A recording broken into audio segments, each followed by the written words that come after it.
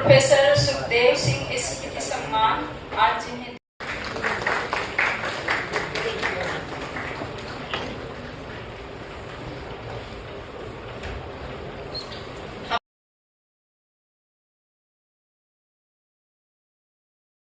मैं उनका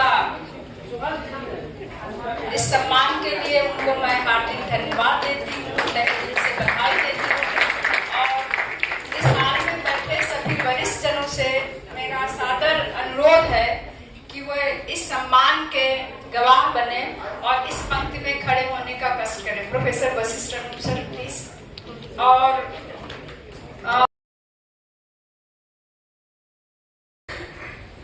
मार्गदर्शन देने के लिए हम लोगों के बीच आदरणीय श्री सुभाष राय जी उपस्थित हैं।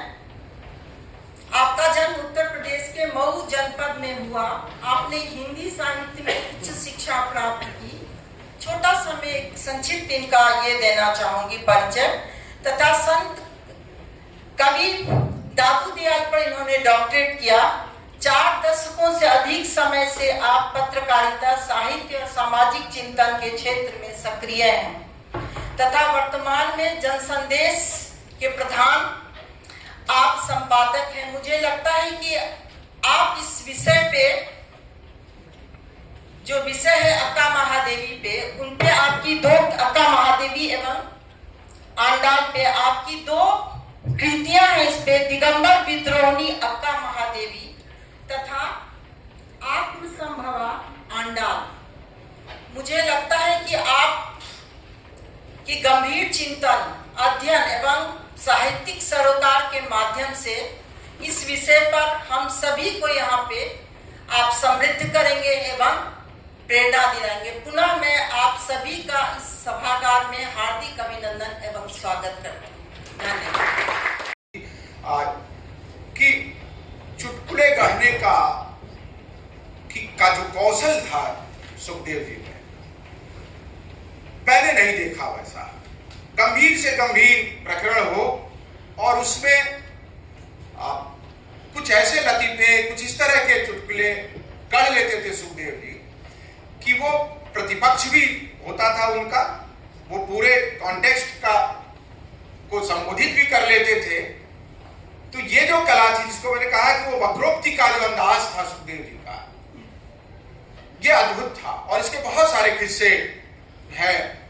सुभाष जी से भी मैं बातचीत करते हुए कहा कि एक आध किस्से जैसे आपको पता चले कि ये बहुत छोटी बात है, लेकिन ये नागेंद्रनाथ उपाध्याय, वो भी हम लोग के शिक्षक थे और उन्होंने संत साहित्य पर महत्वपूर्ण काम किया है।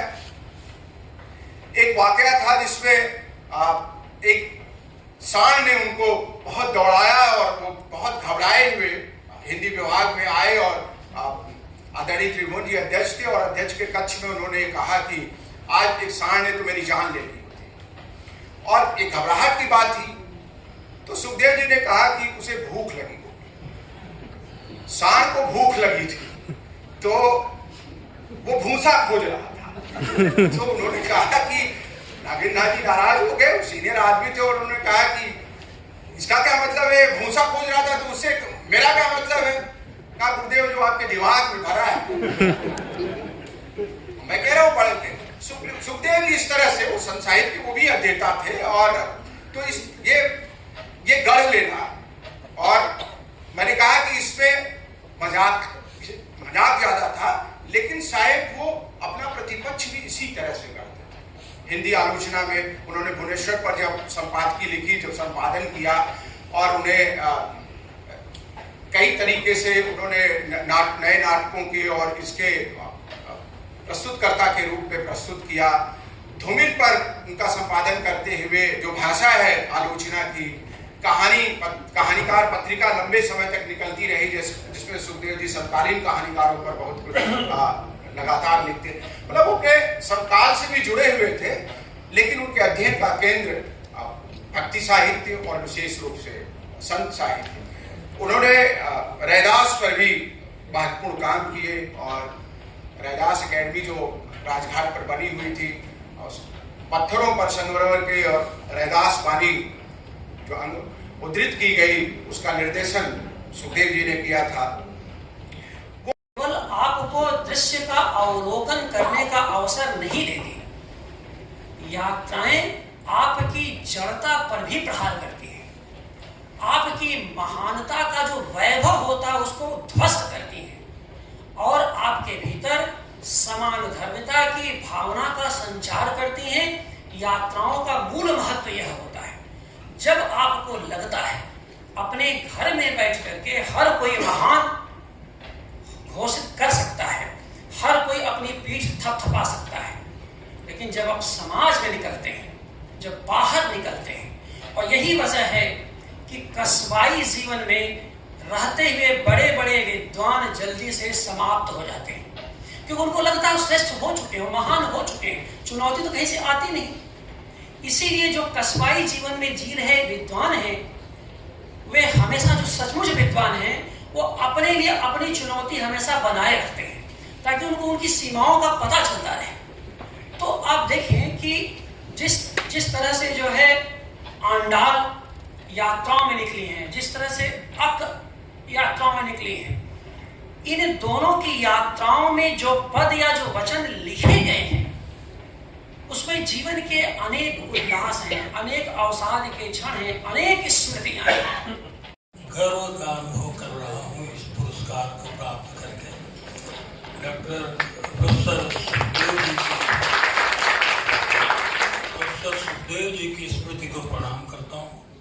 को श्रेय मिलेगा कि वह बनारस इलाहाबाद पहले भी एक था, अब फिर एक हो रहा है। तो और हमारे अपने हिंदी विभाग से और हिंदी समाज से, काशी से भाई प्रकाश उदय अभी थे थोड़ी देर पहले,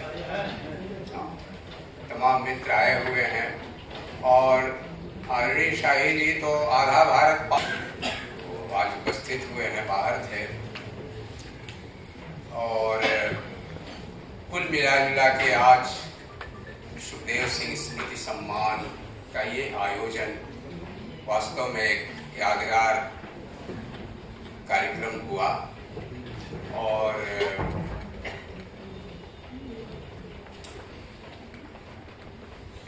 हर यादगार और पहले की जितनी यादगार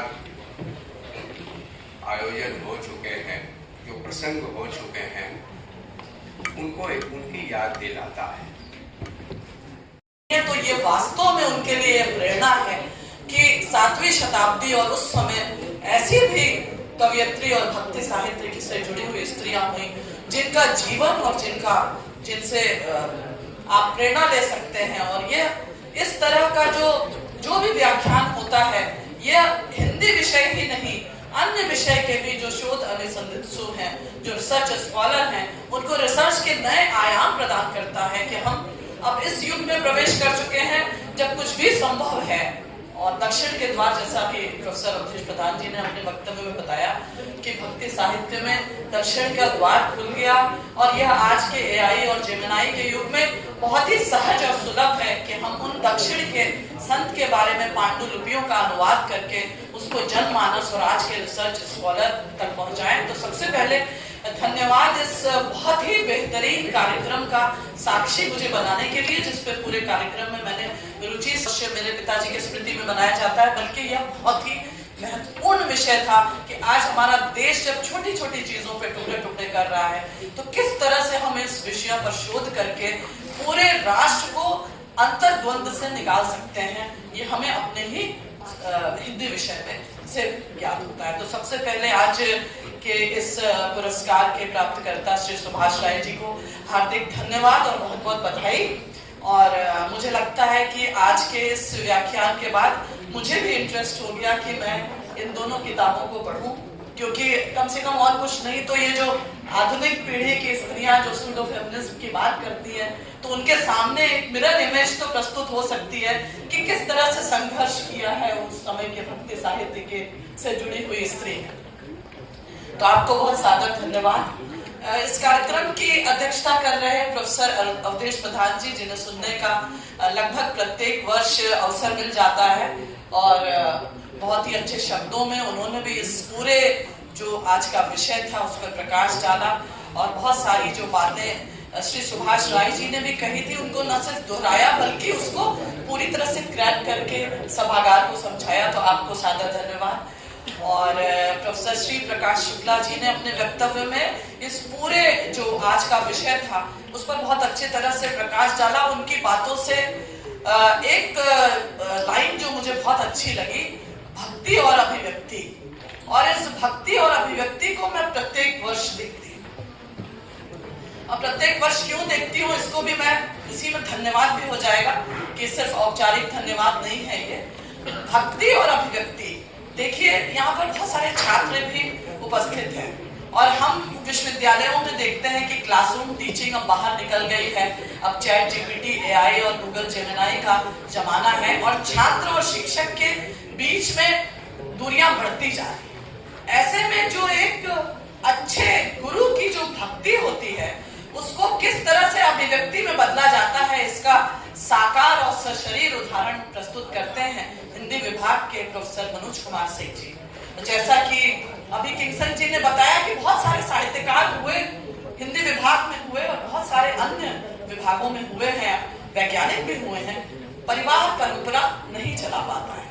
परिवार परंपरा जो नहीं चला पाता है, जो परिवार और उस महान वैज्ञानिक या साहित्यकार के बीच की जो दीवार होती है, वो प्रोफेसर मनोज कुमार सिंह जैसे छात्र जो आत्मा, और सशरीर प्रोफेसर आशीष त्रिपाठी जो शायद छात्र नहीं थे पर उन्होंने उसको जिस तरह से ओढ़ लिया कि अगर प्रोफेसर मनोज सिंह को इस भक्ति की अभिव्यक्ति करना है प्रतिवर्ष तो मुझे उसमें सशरीर उपस्थित होना है।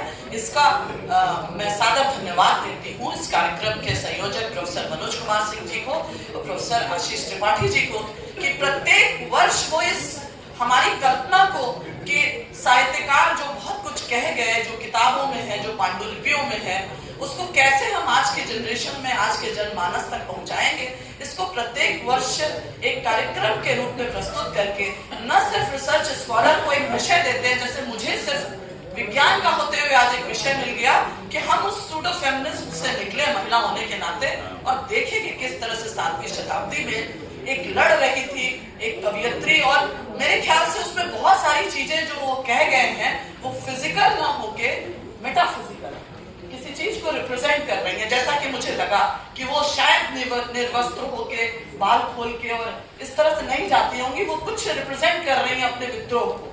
तो बहुत सारी चीजें जानने का अगर एक विज्ञान विषय के अध्ययन करने वाले व्यक्ति के लिए है तो आप सभी विद्यार्थियों के लिए इस तरह के कार्यक्रम का साक्षी बनना बहुत ही अच्छा है। इसके लिए मैं पूरे हिंदी विभाग को, जिसके सारे अध्यापक यहाँ पर सम्मिलित होते हैं, महिला